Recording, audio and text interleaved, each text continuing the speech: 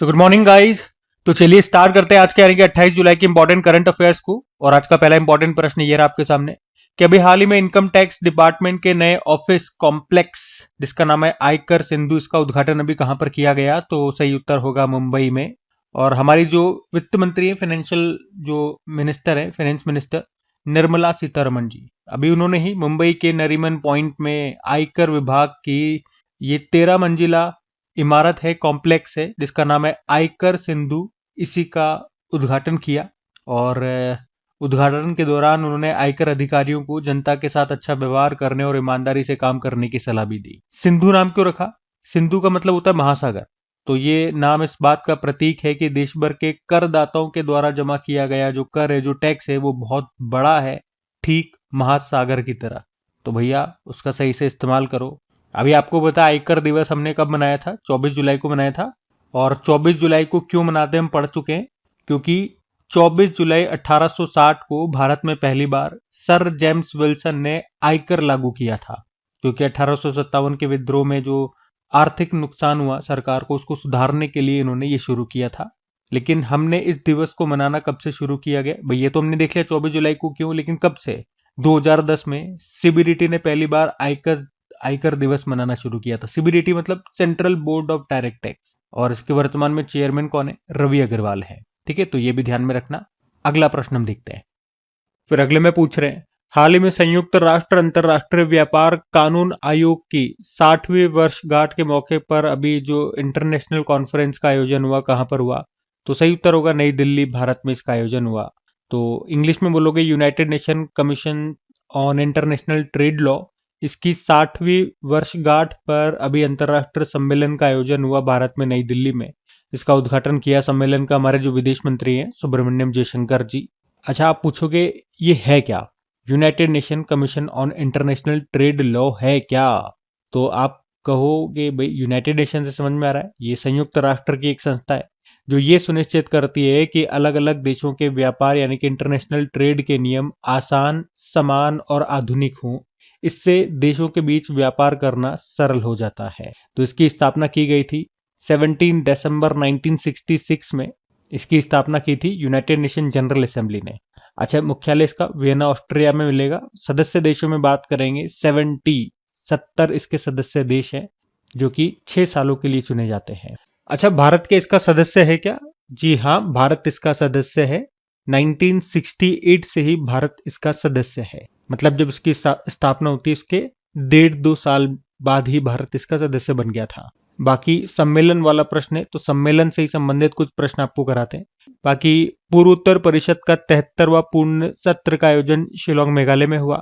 और लोकसभा स्पीकर ओम बिरला ने Commonwealth parliamentary association India region zone 2 conference का उद्घाटन कहाँ किया? चंडीगढ़ में। सैपलिंग डायलॉग 2026 का आयोजन अहमदाबाद में। विश्व फार्माकोपिया की अभी 16वीं अंतर्राष्ट्रीय बैठक हुई थी ब्राजील में।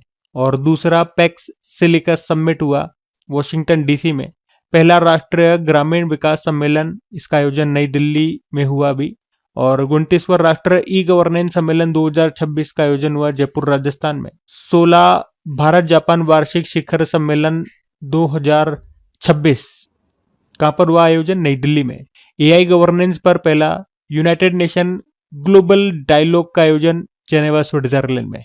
और राष्ट्रीय बाघ संरक्षण प्राधिकरण की 29वीं बैठक कोयम्बटूर तमिलनाडु में। इसके अलावा भारतीय वन्यजीव संस्थान के 28वीं सोसाइटी की बैठक ये कहां पर हुई? कोयम्बटूर तमिलनाडु में। तीसरा भारत टैक्स 2026 इसका आयोजन हुआ नई दिल्ली में। ठीक है, तो ये सारे सम्मेलन भी ध्यान में रखना। अच्छा, ये हमने देख लिया ना, भारत पहली बार 30 जुलाई से लेकर 1 अगस्त तक राजस्थान के जोधपुर में अंतरराष्ट्रीय टाइप 1 मधुमेह शिखर सम्मेलन की मेजबानी करेगा। ठीक है, तो अब ये सब ध्यान में रखना पॉइंट्स। अगला प्रश्न देखते हैं। फिर अगले में पूछ रहे हैं कि अभी हाल ही में प्रधानमंत्री नरेंद्र मोदी ने परीक्षा सुधारों के लिए किसकी अध्यक्षता में टास्क फोर्स के गठन की घोषणा की है? तो आंसर होगा नंदन नीलेकणी। तो अभी प्रधानमंत्री नरेंद्र मोदी ने परीक्षा प्रणाली को और अधिक पारदर्शी, सुरक्षित और भरोसेमंद बनाने के लिए एक हाई पावर टास्क फोर्स बनाने की घोषणा की है। इस टास्क फोर्स के अध्यक्ष बनाए गए हैं नंदन नीलेकणी, जो आप जानते हो इन्फोसिस के सह संस्थापक भी हैं। तो ये जो टास्क फोर्स होगी ये पेपर लीक को रोकने का काम करेगी, परीक्षा प्रक्रिया को पूरी तरह पारदर्शी बनाएगी, ट्रांसपेरेंट, आधुनिक तकनीक टेक्नोलॉजी का अधिक उपयोग करेगी, नेशनल टेस्टिंग एजेंसी की व्यवस्था में सुधार करेगी, भविष्य की परीक्षाओं को और अधिक सुरक्षित और विश्वसनीय बनाए। अच्छा, इस टास्क फोर्स में अध्यक्ष तो नंदन नीलेकणी साहब हो गए, बाकी और सदस्य कौन कौन है? जो पूर्व इसरो के अध्यक्ष हैं एस सोमनाथ, पूर्व इंटेलिजेंस ब्यूरो के जो निदेशक तपन डेका, आईआईटी मद्रास के डायरेक्टर वी कामकोटी, पूर्व शिक्षा सचिव अनिता करवाल और प्रशासन और रसद विशेषज्ञ अमृत लाल मीणा। और सरकार क्या करेगी इसमें? ये जो टास्क फोर्स होगी जब अपनी रिपोर्ट अपना सुझाव सरकार को देगी तो सरकार उन सुझावों के आधार पर परीक्षा प्रणाली में सुधार करेगी। इससे आने वाली परीक्षाओं की विश्वसनीयता और सुरक्षा बढ़ेगी। अभी हमने देखा कि धर्मेंद्र प्रधान जो शिक्षा मंत्री थे इस्तीफा दे दिया उन्होंने, और अभी अतिरिक्त प्रभार दे दिया गया प्रहलाद जोशी। ठीक है, तो ध्यान रखना। ये अगला प्रश्न देखते हैं। फिर अगले में पूछ रहे हैं, अभी हाल ही में कॉमनवेल्थ गेम्स 2026 में भारत के लिए पहला स्वर्ण पदक यहाँ पे किसने जीता? तो आंसर होगा मीराबाई चानू ने। कॉमनवेल्थ गेम्स 2026 जो भी चल रहे हैं उसकी हम बात कर रहे हैं। मीराबाई चानू ने भारत के लिए पहला गोल्ड मेडल यहाँ पे जीत लिया है। उन्होंने महिलाओं की 48 किलोग्राम कैटेगरी में पार्टिसिपेट किया और टोटल 190 किलोग्राम का वजन उठा करके, क्योंकि वेटलिफ्टर है तो टोटल 190 किलोग्राम का वजन उठा करके यहाँ पे उन्होंने गोल्ड जीता। आप कह सकते हो लगातार तीसरी बार कॉमनवेल्थ गेम्स में गोल्ड मेडल उन्होंने जीता है। तो इस कैटेगरी में जिस खिलाड़ी ने सिल्वर मेडल जीता उस खिलाड़ी से 22 किलोग्राम ज्यादा वजन इन्होंने उठाया।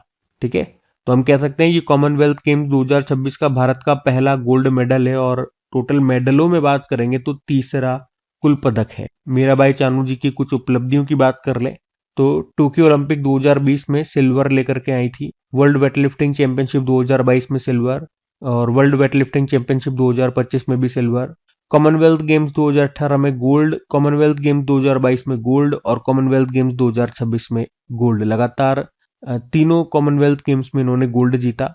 और अभी जो पेरिस ओलंपिक हुए थे ना 2024 में, उसमें ये चौथे स्थान पे रही थी। वेटलिफ्टर है, मणिपुर से बिलोंग करती हैं, ध्यान रख। और हमने कहा ये कॉमनवेल्थ गेम्स का पहला तो गोल्ड है लेकिन तीसरा पदक है। तो इससे पहले दो पदक कौन कौन से आ गए हमारे पास कॉमनवेल्थ गेम्स में बात कर रहे हैं? तो एक तो झंडू कुमार जी लेकर के आए, पैरा पावर वेटलिफ्टिंग है, कौन सा पदक? ब्रोंज। और एक वेटलिफ्टर है ऋषिकांत, ये सिल्वर लेकर के आए। बाकी देखो कॉमनवेल्थ गेम्स से कुछ पॉइंट्स बता दूं अभी मैं आपको। एक तो याद रखना इस बार इसका ये 23वां संस्करण है। अभी 23 जुलाई को ही शुरू हुआ, 2 अगस्त तक चलेगा। कहाँ पर हो रहे हैं? स्कॉटलैंड, ग्लासगो स्कॉटलैंड में। और ग्लासगो दूसरी बार इन खेलों की मेजबानी कर रहा है, इससे पहले 2014 में यहाँ पे हुए थे। अच्छा, मैस्कोट क्या है इस बार का शुभंकर? फिनी है। फिनी एक यूनिकॉर्न है जो कि स्कॉटलैंड का राष्ट्रीय पशु भी है। अच्छा, इसमें अभी उद्घाटन समारोह में भारत के फ्लैग बियरर ध्वजवाहक कौन रहे? तो एक तो मीराबाई चानू जो वेटलिफ्टर है और लवलीना बोरगोहेन जो कि बॉक्सर। अच्छा, अगर आपसे पूछा जाता है कॉमनवेल्थ गेम्स जो हैं उसमें भारत के लिए पहला गोल्ड कौन लेकर के आए थे, महिलाओं में और पुरुषों में दोनों, बताओ। तो पहले भारतीय पुरुष खिलाड़ी थे इसमें गोल्ड लाने वाले, मिल्खा सिंह 1958 में लाए थे। और पहली भारतीय महिला बनी थी रूपा उन्नीकृष्णन 1998 में। ठीक है, वैसे कॉमनवेल्थ गेम्स की बात करोगे पहली बार जो हुए थे 1930 में हुए थे हैमिल्टन कनाडा में। ये हर 4 साल में एक बार होते हैं। लास्ट एडिशन 2022 में हुआ था, 22वां एडिशन बर्मिंगम यूके में। अभी 23वां एडिशन चल ही रहा है। और याद रखना भारत एक बार इसको होस्ट कर चुका है, अब एक और बार करने वाला है। कब किया था और कब होगा? तो 2010 में जो इसका 19वां एडिशन हुआ था वो भारत में हुआ था, नई दिल्ली में। अब दूसरा एडिशन मतलब दूसरी बार और भारत में होगा। अब ये कब? 2030 में। कहाँ पे? अहमदाबाद, गुजरात में। ठीक है, तो ये सब बातें ध्यान में रखना। अगला प्रश्न देखते हैं। फिर अगले में पूछ रहे हैं, अभी हाल ही में ग्लोबल फाइनेंस ने दुनिया के सर्वश्रेष्ठ कंज्यूमर बैंक का खिताब से अभी किसे सम्मानित किया? तो आंसर होगा एसबीआई के, स्टेट बैंक ऑफ इंडिया। तो एसबीआई को अभी ग्लोबल फाइनेंस मैगजीन ने 2025 का वर्ल्ड बेस्ट कंज्यूमर बैंक का पुरस्कार दिया है। इसका मतलब क्या हो गया? इसका मतलब ये हो गया कि एसबीआई को दुनिया के उन बैंकों में बेहतर माना गया है, सबसे बेहतर माना गया है, जो आम लोगों यानी कि जो ग्राहक हैं, जो कंज्यूमर है, उनको अच्छी बैंकिंग सेवाएं देते हैं। ठीक है। और किसने चुना है? ग्लोबल फाइनेंस ने। ग्लोबल फाइनेंस मैगजीन, ये एक प्रसिद्ध अंतरराष्ट्रीय पत्रिका है, फाइनेंस मैगजीन है। कहाँ की? अमेरिका की। इसका मुख्यालय न्यूयॉर्क अमेरिका में है। स्थापना होती 1987 में। और ये हर साल दुनिया के बेहतरीन बैंकों की विभिन्न श्रेणियों में पुरस्कार देती। अच्छा, एसबीआई की बात कर ले। देखो, एसबीआई का इतिहास अगर मैं आपको बताऊं तो सबसे पहले एसबीआई बना था 1806 में। उस वक्त इसका नाम था बैंक ऑफ कोलकाता। फिर 1809 में इसका नाम बदलकर बैंक ऑफ बंगाल कर दिया गया। और 1921 में bank of Bengal, bank of Bombay और बैंक ऑफ मद्रास को मिला करके एक नया बैंक बनाया गया, जिसे कहा गया इंपीरियल बैंक ऑफ इंडिया। फिर 1955 में इंपीरियल बैंक ऑफ इंडिया का राष्ट्रीयकरण होता है और इसका नाम बदलकर एसबीआई कर दिया गया। तब से ये एसबीआई है। तो हम कहते हैं इसकी स्थापना 1 जुलाई 1955। हेडक्वार्टर मुंबई। चेयरमैन चल्ला Srinivasulu Shetty. Tagline pure banking nothing else. आपको याद है श्रीनगर की डल झील में किस बैंक ने फ्लोटिंग एटीएम लॉन्च किया था? तो एसबीआई ने। ये प्रश्न आ चुका है एग्जाम में। और फिर एक करंट अफेयर्स हमने पढ़ा था अभी कुछ समय पहले कि एसबीआई ने पहला तैरता हुआ एटीएम कब और कहां लॉन्च किया? तो 2004 में केरल में। और महिला उद्यमियों को बिना गारंटी लोन देने के लिए अस्मिता लोन योजना शुरू की एसबीआई ने। भारतीय बैंक संघ के नए अध्यक्ष कौन बने? श्रीनिवासुलु शेट्टी। और एसबीआई ने आयात निर्यात सेवाओं को बढ़ावा देने के लिए वैश्विक व्यापार वित्त केंद्र यानी कि ग्लोबल ट्रेड फाइनेंस सेंटर को शुरू किया कोलकाता और हैदराबाद में। ठीक है। तो एसबीआई के चेयरमैन कौन है? चल्ला श्रीनिवासुलु शेट्टी है, याद रखना। अगला प्रश्न हम देखते हैं। फिर अगले में पूछ रहे हैं कि अभी हाल ही में किस देश की बुखारेस्ट यूनिवर्सिटी ऑफ इकोनॉमिक ने राष्ट्रपति द्रौपदी मुर्मू को मानद डॉक्टरेट होनोरिस कॉसा से सम्मानित किया? तो आंसर होगा इसका रोमानिया। तो अभी 24 जुलाई को ही रोमानिया की कैपिटल बुखारेस्ट में भारत की जो राष्ट्रपति द्रौपदी मुर्मू जी, इनको डॉक्टर होनोरिस कॉसा या यूं कह दो वहां के मानद डॉक्टरेट से सम्मानित किया गया। सम्मान किसने दिया? Bucharest university of economic studies ने ये सम्मान दिया। ये इस विश्वविद्यालय का सबसे बड़ा शैक्षणिक सम्मान है। अच्छा, इन्हीं को क्यों दिया गया? तो शिक्षा के क्षेत्र में जो उन्होंने योगदान दिया, सार्वजनिक सेवा पब्लिक सर्विस के लिए जो उन्होंने काम किया, भारत और रोमानिया के बीच जो रिश्ते हैं उनको सुधारने के लिए, उनको मजबूत करने का इन्होंने काम किया और उसी के लिए इनको ये अभी सम्मान दिया रोमानिया ने। ठीक है। बाकी चलो राष्ट्रपति जी से ही कुछ प्रश्न आपको रिवाइज कराते हैं। राष्ट्रपति द्रौपदी मुर्मू, इन्होंने संताली भाषा की ओल चिकी लिपि में भारत का संविधान जारी किया था। और अभी कुछ समय पहले झारखंड के जमशेदपुर में इस ओल चिकी लिपि के शताब्दी समारोह का आयोजन हुआ, जिसमें राष्ट्रपति द्रौपदी मुर्मू जी भी आई थी। बाकी ये देखो, राष्ट्र आरोग्य मेला 2026 का आयोजन हुआ था महाराष्ट्र के बुल्ढाना जिले के शेगांव में। और राष्ट्रपति भवन में ब्रिटिश वास्तुकार एडविन लुटियंस की प्रतिमा की जगह सी राजगोपालाचारी की प्रतिमा का अनावरण किया था राष्ट्रपति द्रौपदी मुर्मू जी। सी राजगोपालाचारी से याद रखना है, ये भारत के पहले गवर्नर जनरल थे। अच्छा, भारत की राष्ट्रपति द्रौपदी मुर्मू ने राजस्थान के जैसलमेर में भारत पाक सीमा के पास हल्के लड़ाकू हेलीकॉप्टर प्रचंड में उड़ान भरने वाली ये पहली भारतीय राष्ट्रपति बनी थी। इस हेलीकॉप्टर का निर्माण किया हिंदुस्तान एरोनॉटिकल लिमिटेड ने, जो देश की 14वें नंबर की महारत्न कंपनी है। उसके अलावा बता दूं, इससे पहले राष्ट्रपति जी असम के तेजपुर वायुसेना स्टेशन पर सुखोई 30 MKI विमान में भी उड़ान भर चुकी है। और उसके बाद अंबाला वायुसेना स्टेशन पर डसॉल्ट राफेल में उन्होंने उड़ान भरी। बाकी राष्ट्रपति द्रौपदी मुर्मू जी उड़ीसा से बिलोंग करती हैं। ये हमारे देश के 15वें नंबर की राष्ट्रपति बनी है। ठीक है। तो ये ध्यान में रखना बातें। अगला प्रश्न देखते हैं।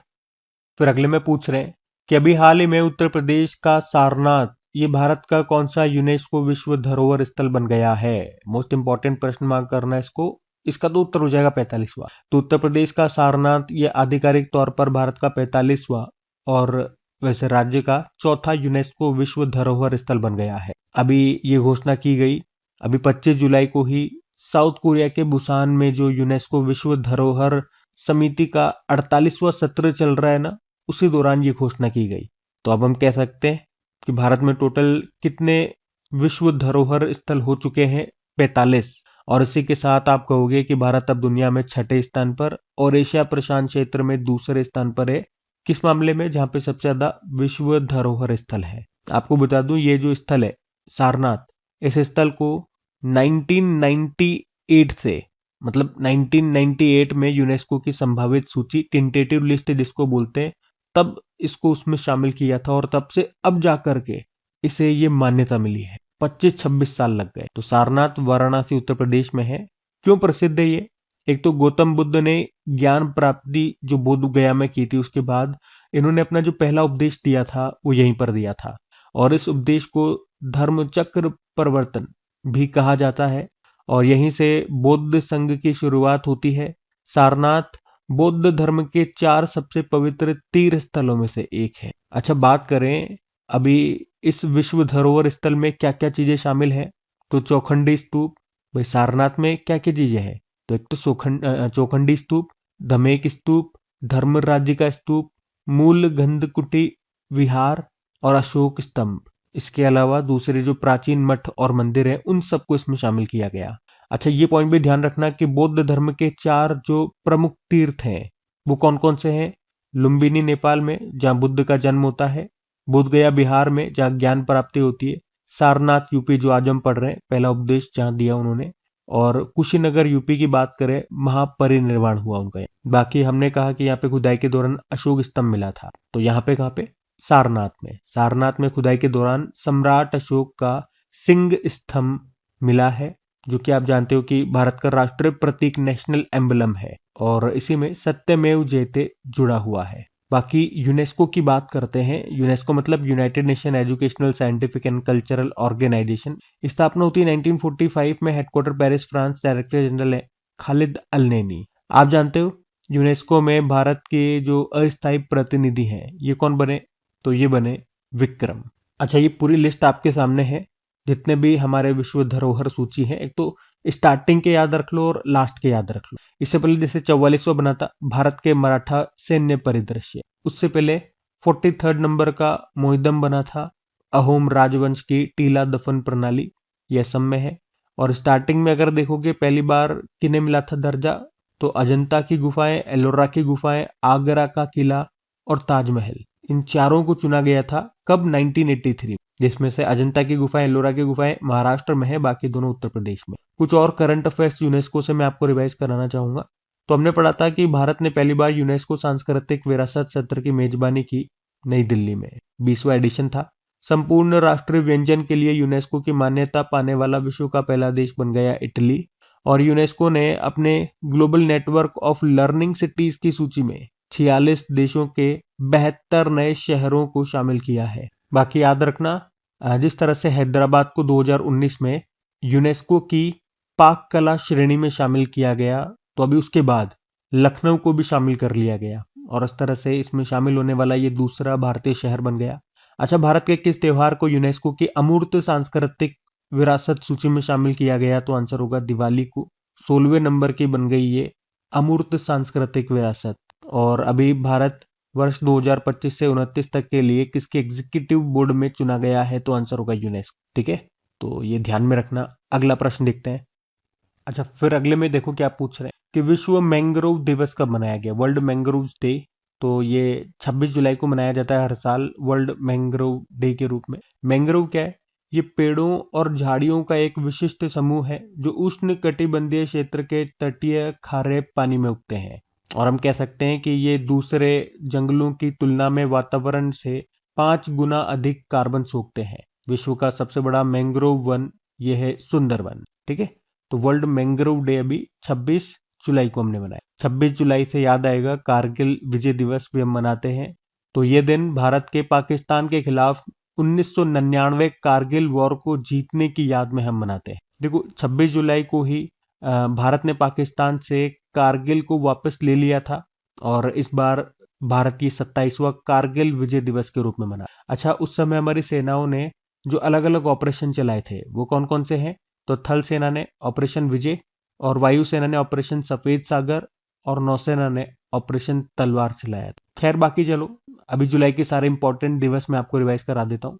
तो 1 जुलाई को 3 दिवस होते हैं, राष्ट्रीय चिकित्सा दिवस, जीएसटी डे और राष्ट्रीय डाक कर्मचारी दिवस। 2 जुलाई को विश्व खेल पत्रकार दिवस, 3 जुलाई को international plastic bag free day, 4 जुलाई को अंतर्राष्ट्रीय सहकारिता दिवस, 6 जुलाई को विश्व ग्रामीण विकास दिवस और 6 जुलाई को विश्व जूनोसिस दिवस, 10 जुलाई को वैश्विक ऊर्जा स्वतंत्रता दिवस, 10 जुलाई को राष्ट्रीय मत्स्य किसान दिवस, 11 जुलाई को विश्व जनसंख्या दिवस, 14 जुलाई को तीसरा नमस्ते दिवस, सॉरी तीसरा नहीं है, 15 तारीख को विश्व युवा कौशल दिवस के रूप में मनाया और 14 जुलाई को तीसरा नमस्ते और 16 जुलाई को विश्व सर्प दिवस, वर्ल्ड स्नैक डे, 17 जुलाई को अंतर्राष्ट्रीय न्याय दिवस, 18 जुलाई को नेल्सन मंडेला अंतर्राष्ट्रीय दिवस, 20 जुलाई को वर्ल्ड चेस डे, 22 जुलाई को विश्व मस्तिष्क दिवस, 22 तारीख को ही राष्ट्रीय ध्वज दिवस भी है। बाकी 23 जुलाई को राष्ट्रीय प्रसारण दिवस और 24 जुलाई को भी आयकर दिवस के रूप में मनाया गया, इनकम टैक्स डे। ठीक है, तो ये सब ध्यान में रखना। अगला प्रश्न देखते हैं। फिर अगले में देखो क्या पूछ रहे हैं अभी निकोलस ओटामेंडी ने अंतरराष्ट्रीय फुटबॉल से संन्यास ले लिया। वे किस देश के फुटबॉलर हैं? तो आंसर होगा अर्जेंटीना।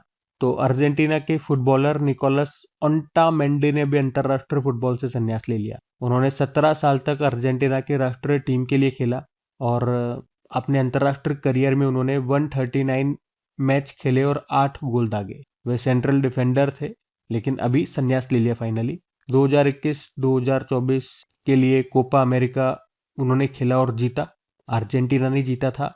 बाकी 2022 में जो फीफा वर्ल्ड कप हुए थे कतर में, उसमें भी अर्जेंटीना विजेता रहा था, उसमें भी ये खेले थे। और इस साल जो फीफा वर्ल्ड कप हुआ जिसमें अर्जेंटीना हार गया, उसमें भी यही थे। चलो, फीफा वर्ल्ड कप तो सबसे इंपॉर्टेंट प्रश्न भैया इस बार का। प्रश्न डेफिनेटली किसी न किसी एग्जाम में आएगा, तो एक बार मैं आपको शॉर्ट में रिवाइज करा देता हूँ। फीफा वर्ल्ड कप 2026 23वां संस्करण हुआ।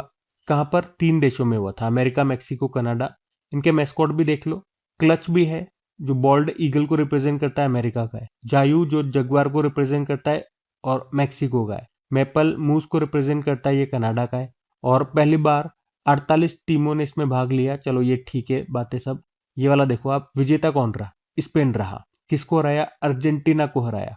और पुरस्कारों में देख लेते हैं। गोल्डन बॉल का पुरस्कार मिला, रॉड्री को स्पेन से है। गोल्डन बूट मिला, जो सबसे ज्यादा रन बनाते हैं उनको मिलता है। किलियन एम्बाप्पे को फ्रांस के हैं। और गोल्डन ग्लव अवार्ड मिला है उनाई सिमोन को, जो कि स्पेन के प्लेयर हैं। फेयर प्ले अवार्ड दिया गया नीदरलैंड को। अच्छा, ये भी देख लो एक बार, जो फीफा वुमेन्स वर्ल्ड कप है ये कब होंगे? ये अगले साल होंगे। 10वां एडिशन इसका होगा 2027 में ब्राजील में। अभी आप मेंस वर्ल्ड कप में बात करोगे तो देखो यहाँ पे 23वां संस्करण अभी हो गया 2026 में 3 देशों में। अब जो अगला होगा वो 24वां एडिशन होगा 4 साल बाद, यानी कि 2030 में, वो भी 3 देशों में होगा, मोरक्को, पुर्तगाल और स्पेन। तो वो 3 देश कौन कौन से हैं जहां पर ये होंगे? मोरक्को, पुर्तगाल और स्पेन। बाकी फुटबॉल को जो रेगुलेट करने वाली बॉडी है जिसको कहते हैं फीफा, इसकी बात करें, कुछ स्टैटिक देखें। इसकी स्थापना होती है 21 मई 1904 में। हेडक्वार्टर ज्यूरिख, स्विट्जरलैंड है। प्रेसिडेंट है ज्ञानी इन्फेनिटो। और पहला फीफा शांति पुरस्कार दिया गया था अमेरिकी राष्ट्रपति डोनाल्ड ट्रंप को, याद रखना। विश्व फुटबॉल दिवस ये हम मनाते हैं 25 मई को। और फुटबॉल से संबंधित कुछ कप्स एंड ट्रॉफीज हैं, जैसे rovers cup, Santosh trophy, Subroto cup, Durand cup, Ashutosh cup, Merdeka cup, Nehru cup. ठीक है, तो ये सब बातें ध्यान में रखना। और हमारा प्रश्न एक्चुअली में वो फुटबॉलर थे इसीलिए, और अभी फुटबॉल का ये बड़ा टूर्नामेंट हुआ तो मैंने आपको रिवाइज करा दिया। लेकिन प्रश्न था रिटायरमेंट से लेकर के, तो कुछ इस साल जिन खिलाड़ियों ने अभी अपने अपने खेलों से रिटायरमेंट लिया, वो वाले प्रश्न मैं आपको रिवाइज करा रहा हूँ। क्रिकेट में अगर देखें, पहले मैंने कैटेगरी वाइज अलग अलग कर दिया। जैसे उस्मान ख्वाजा ऑस्ट्रेलिया के पहले मुस्लिम टेस्ट क्रिकेटर थे, अंतरराष्ट्रीय क्रिकेट से संन्यास ले लिया। और ऑस्ट्रेलिया की ही क्रिकेट टीम, जो महिला क्रिकेट टीम है, उसकी कप्तान थी एलिसा हेली, उन्होंने भी संन्यास ले लिया। न्यूजीलैंड के प्लेयर थे केन विलियमसन, उन्होंने भी संन्यास ले लिया। इंग्लैंड के बेन स्टॉक ने भी संन्यास ले लिया। बाकी एथलेटिक्स में बात करेंगे, जिनसन जॉनसन, ये केरल से थे, भारत के मशहूर धावक, संन्यास ले लिया। बैडमिंटन में बात करोगे, एक तो साइना नेहवाल ने संन्यास लिया और डेनमार्क के विक्टर एक्सेलसेन ने। फुटबॉल में बात करोगे तो एक तो काइल वॉकर, ब्रिटेन के फुटबॉल खिलाड़ी, ब्राजील के फुटबॉलर नेमार ने, और जो आज हमने पढ़ा अर्जेंटीना के फुटबॉलर निकोलस ओटामेंडी ने। ठीक है, तो ये अपने अपने खेलों से रिटायरमेंट वाले प्रश्न थे। बाकी ये थे आज की हमारी करंट अफेयर्स की क्लास। कमेंट करके जरूर बताना सेशन आपको कैसा लगा। अच्छा लगे तो प्लीज इसे अपने दोस्तों के साथ में स्टडी ग्रुप में एक बार शेयर जरूर करना, इसे सपोर्ट जरूर करना। बाकी पीडीएफ और डेली जो प्रैक्टिस के लिए क्विज होती है, मॉक टेस्ट होता है, वो आपको मिल ही जाता है अपनी क्रिक एग्जाम एप्लीकेशन में, जिसका लिंक नीचे डिस्क्रिप्शन बॉक्स में गिवन है। बाकी चलो अभी कल के करंट अफेयर्स का भी क्विक रिवीजन कर लेते हैं और सेशन एंड करते हैं फिर। तो देखो, फिर कल आपसे पूछा था पहला प्रश्न कि फील्ड मेडल 2026 जीतने वाली इतिहास की तीसरी महिला कौन बनी? तो होंग वोंग चाइना से बिलोंग करती हैं। वैसे टोटल 4 लोगों को पुरस्कार मिला है। ठीक है। फिर अगले में आपसे पूछा गया, धर्मेंद्र प्रधान के इस्तीफे के बाद शिक्षा मंत्रालय का अतिरिक्त प्रभार दिया गया प्रहलाद जोशी। फिर पूछा, विश्व जूनियर स्क्वैश चैंपियनशिप 2026 का महिला एकल का खिताब जीतने वाली पहली भारतीय खिलाड़ी बनी है कौन? अनाहत सिंह। फिर पूछा अभी दूसरा, भारत ग्रीन हाइड्रोजन समिट 2026 कहां पर आयोजित हुआ? तो ये नई दिल्ली में हुआ। फिर पूछा, आर्केडी डोरकोविच अस्थायी रूप से इस्तीफा दे दिया इन्होंने फिडे से, और अंतरिम अध्यक्ष फिर किसे बनाया गया अभी? विश्वनाथन आनंद। फिर पूछ रहे, तमिलनाडु सरकार ने मुख्यमंत्री नाश्ता योजना का नाम बदल के क्या कर दिया? पेरुन थलाइवर कामराजार नाश्ता योजना। फिर पूछ रहे हैं, रेलवे विद्युतीकरण के मामले में भारत विश्व में कौन से स्थान पर है? दूसरे स्थान पर है। वर्ल्ड आईवीएफ डे मनाया गया अभी 25 जुलाई को। और ब्रिक्स शिखर सम्मेलन 2026 में भारत ने किस देश के प्रधानमंत्री को स्पेशल गेस्ट के रूप में इनवाइट किया? तो बांग्लादेश, ताहिर रहमान उनका नाम है। और ग्रेविटी 1 रॉकेट को किस कंपनी ने डेवलप किया? ये चाइना की प्राइवेट कंपनी है ओरियनिस, तो चाइना ने भी इसको लॉन्च किया है। बाकी चलो कल का भी होमवर्क प्रश्न देख लेते हैं और सेशन एंड करते हैं फिर। तो कल पूछा था कि भारत के राष्ट्रपति ने संताली भाषा की ओल्ड चिकी लिपि के शताब्दी समारोह में कहाँ पे भाग लिया था? तो आंसर होगा झारखंड। आप सभी ने प्रश्न का बिल्कुल सही उत्तर दिया। अब ये आज का आपका होमवर्क।